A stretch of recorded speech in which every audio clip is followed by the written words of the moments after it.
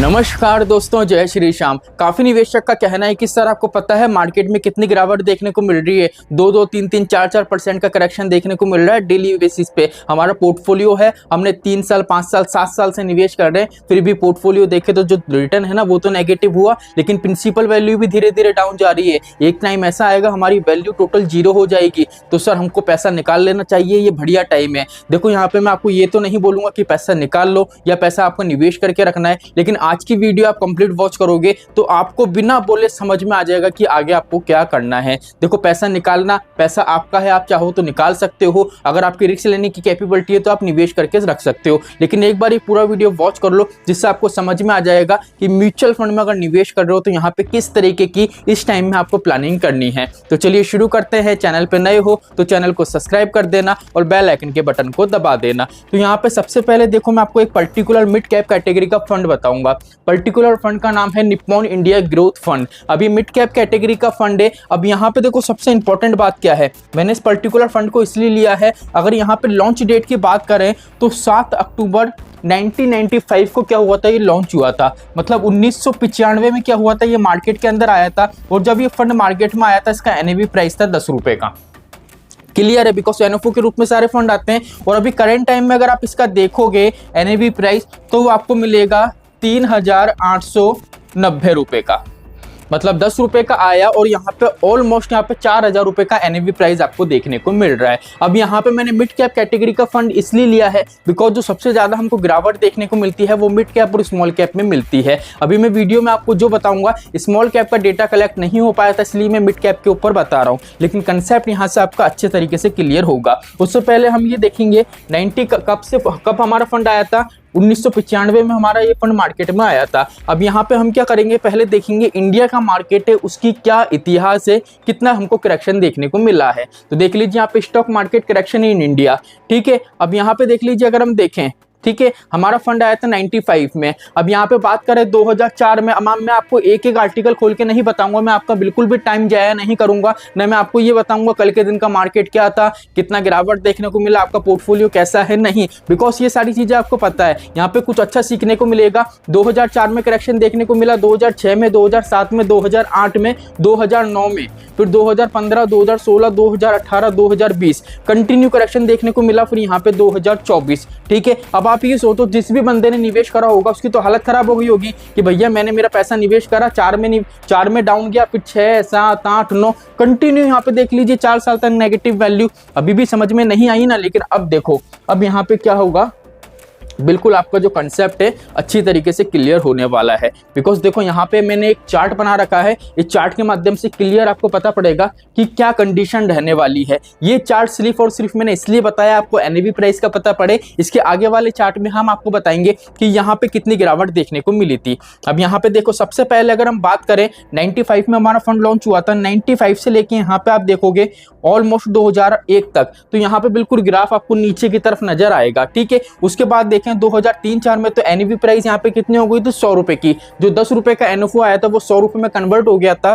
फिर यहाँ पे अगर आप देखोगे 14-15 के बीच में, 2014-15 के बीच में तो एनएवी प्राइस कितना हो गया था इसका, 500 रुपए का हो गया था। अब ऐसा नहीं है इसके बीच में करेक्शन नहीं आए थे, यहाँ पे सब आपको दिख रहा होगा, जिसकी बात अभी हम आगे वाले चार्ट में बिल्कुल डिटेल के साथ करेंगे, ठीक है। अब यहाँ पे देखो बात करें 18-19 के बीच में तो एनएवी प्राइस कितने का हो गया था, सीधे ही 1000 का। मतलब जो 10 रुपए का था 500 का हुआ, फिर 500 का हुआ, फिर 1000 का हुआ, फिर यहाँ पे देखोगे 21-22 के अंदर तो वही एनएवी प्राइस आपकी 3000 रुपए की हो गई।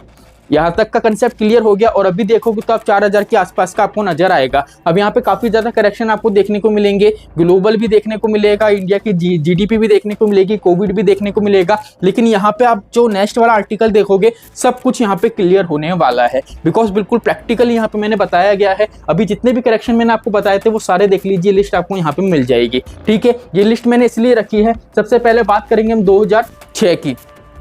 2006 की बात करें तो यहाँ पे देख लीजिए जो मार्केट था वो 1860 पे था, फिर करेक्शन के बाद कितना हो गया था 1293 पे। मतलब यहाँ पे जो गिरावट देखने को मिली थी वो देख लीजिए 464 पॉइंट्स की गिरावट देखने को मिली थी, ठीक है। उसके बाद अगर देखें हम कितना कौन सा था हमारा 2007 का, 2007 में गिरावट देखने को देखें तो यहाँ पे देख लीजिए के ऊपर का मार्केट था, कितने पे आ गया था, सीधे 918 पॉइंट पे आ गया था। कितने की गिरावट देखने को मिली थी, 2150 पॉइंट की। अब आप खुद सोचो भैया, जिस बंदे ने निवेश करा होगा तो उसको दिमाग खराब हो गया होगा, हर साल उसको नई गिरावट देखने को मिल रही है, और बल्कि स्टार्टिंग में तो कुछ रिटर्न भी नहीं मिला। देख लीजिए ग्राफ यहाँ पे आपको दिखेगा नहीं। चलिए आगे की तरफ देखें, 2008 में देखें तो यहाँ पे देख लीजिए करेक्शन कितना है, जैसा कि ये तो मैंने आपको बता ही दिया है। चलिए यहाँ पे 2009 वाले की बात करें, देख लीजिए 1867 का था, और यहाँ पे गिरावट के बाद कितना हो गया, 1613। मतलब कितनी गिरावट देखने को मिली आपको, 253 पॉइंट्स की, काफी गिरावट देखने को मिली है। उसके बाद यहाँ पे अगर हम बात करें, देख लीजिए 2015 की, तो 2015 में मार्केट था 4422 रुपए का, और यहाँ पे कितनी गिरावट हो गई थी, 4024 पे ये आ गया था। कितनी गिरावट देखने को मिली थी, ऑलमोस्ट यहाँ पे राउंड फिगर में देखे तो 400 पॉइंट की गिरावट आपको देखने को मिली थी। अब यहाँ पे आप एक चीज नोटिस करना, गिरावट के बाद भी आप देखोगे तो जो वैल्यू है बढ़ती हुई नजर आएगी। यहाँ पे मार्केट कितना हो गया था आपका, 1200 पे आ गया था, ऑलमोस्ट 1300 पे आ गया था। कब की बात है, 2006 की। लेकिन यहीं आप मार्केट देखोगे 2007-8 में तो मार्केट कितने पे आ गया था, 3000 से ज्यादा वैल्यू पे आ गया था। तो यहाँ पे देखो, इसलिए बोलते हैं म्यूचुअल फंड में आप बोल रहे हो ना कि भैया अभी पैसा निकाल लो, जब मार्केट ऊपर जाएगा जब पैसा डाल देंगे। मार्केट मौका ही नहीं देगा, बिकॉज क्या है, अभी तो डाउन जा रहा है, लेकिन मार्केट जब ऊपर जाएगा ना, सडनली ऐसा ऊपर जाएगा कि आपको मौका ही नहीं देगा मार्केट की आप निवेश कर पाओ। ठीक है, बिकॉज म्यूचुअल फंड में तो एनएवी भी एक दिन पहले की मिलती है, इसलिए और ज्यादा दिक्कत परेशान आएगी। ठीक है, अब यहाँ पे देखो बात करें, ये वाला मैंने आपको बता ही दिया है। अब यहाँ पे हम बात करते हैं, एक आर्टिकल है हमारा इसकी 2016 की।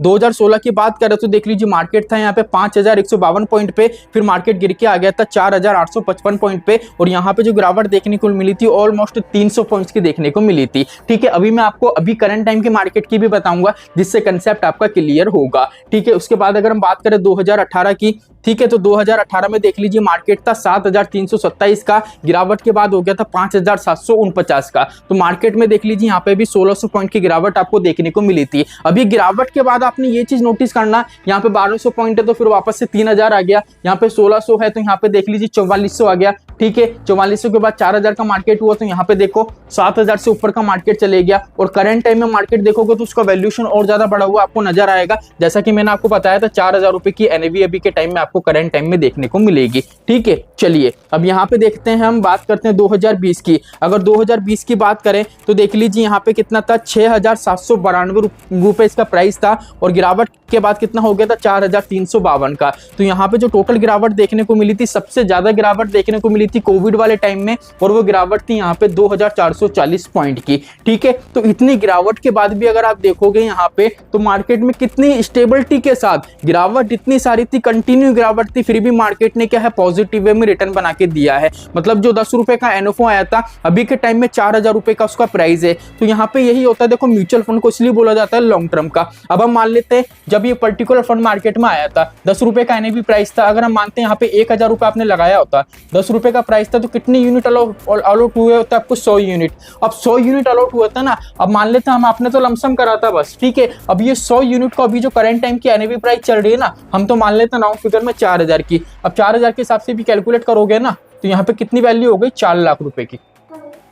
समझ रहे हो, तो ये म्यूचुअल फंड की पावर होती है। और अभी आप बोल रहे हो ना सर गिरावट देखने को मिल रही है, गिरावट देखने को मिल रही है, चलो अभी का भी देख लेते हैं। देखो अभी के टाइम की बात करें, 16 दिसंबर 2024 को मार्केट हाई था। हाई का मतलब है जो सबसे ज्यादा ऊपर की वैल्यू थी वो थी 22,000 करीब के आसपास की वैल्यू सी, देख लीजिए 21,800 करके कुछ था। ठीक है, उसके बाद अभी करंट टाइम की अगर वैल्यू देखोगे तो देख लीजिए 19,458 की। टोटल गिरावट की बात करें तो यहाँ पे गिरावट देखने को मिल रही है 2,440 पॉइंट की। ठीक है, जो गिरावट यहाँ पे कोविड वाले टाइम पे हमको देखने को मिली थी 2,440 पॉइंट की, सिमिलर वही गिरावट अभी के टाइम में हमको देखने को मिली है। लेकिन यहाँ पे ये गिरावट सर और बढ़ती हुई नजर आएगी, बिकॉज मार्केट में अभी कोई सी भी अच्छी खबर नहीं आ रही है। लेकिन इसका मतलब नहीं है कि यहाँ से आप पैसा निकाल लोगे। और बात आई कि सर म्यूचुअल फंड में हमारा पोर्टफोलियो है जीरो हो जाएगा, वैल्यू जीरो हो जाएगी। तो वैल्यू जीरो कैसे हो जाएगी, मुझे एक बात बताओ। मार्केट कोई 100% तो डाउन जा नहीं सकता है। अभी ज्यादा से ज्यादा करेक्शन कितना होगा, अभी पोर्टफोलियो आपका आपने देखो किसी ने 2024 में निवेश करा है, किसी ने 2023 में करा है, किसी ने अभी करंट टाइम में करा है,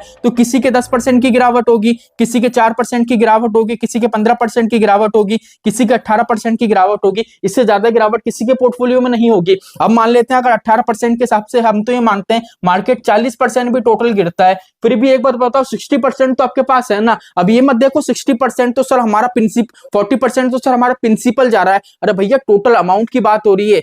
पैसा आपने मार्केट में डाला है ना, जब तक पैसा मार्केट में है वो आपका पैसा नहीं है, वो मार्केट को आपने पैसा दे दिया। बिकॉज देखो आपने आप क्या करते हो, म्यूचुअल फंड में पैसा निवेश करते हो ना सिर्फ रिटर्न देख के करते हो। मैं हर वीडियो में बोलता हूँ रिटर्न देख के निवेश मत करो, कंप्लीट फंड का फंडामेंटल देखो, ठीक है, कि कौन कौन सी कंपनीज में आपका पैसा निवेश हो रहा है। इसलिए क्या है आपके पोर्टफोलियो में जितने भी फंड्स हैं, अभी रेगुलर बेस पे सीरीज चला रहा हूं मैं, वहां पे हम 3-3, 4-4 फंड्स को लेंगे और रेगुलर बेस पे रिव्यू करेंगे। और रिव्यू इस तरीके का करेंगे करंट टाइम में क्या कंडीशन चल रही है और उनका फ्यूचर में क्या रहने वाला है, हमको निकल जाना चाहिए या कंटिन्यू रहना चाहिए। बिकॉज इंडेक्स से आपको कुछ पता नहीं पड़ेगा, बिकॉज म्यूचुअल फंड स्कीम बहुत सारी है। इसलिए हमारे 2 चैनल हैं, दोनों चैनल पे कंटिन्यू वीडियो आएगी, ठीक है। थोड़ी देर में आपको सेकंड चैनल उस पे वीडियो मिल जाएगी, स्मॉल कैप के कुछ फंड लेंगे और बाकी जो नेक्स्ट वीडियो रहेगा वो आपको इवनिंग में इसी चैनल पे मिलेगा, जिसमें हम किसी अलग कैटेगरीज के फंड लेंगे, 4-5 फंड लेंगे और आपको कंप्लीट बताएंगे। इसलिए सेकंड चैनल की लिंक डिस्क्रिप्शन में है, उसको सब्सक्राइब नहीं करा हो तो सब्सक्राइब कर लेना। बिकॉज वहां पे रेगुलर बेस पे इस चैनल पे भी 2 वीडियो मिलेगी,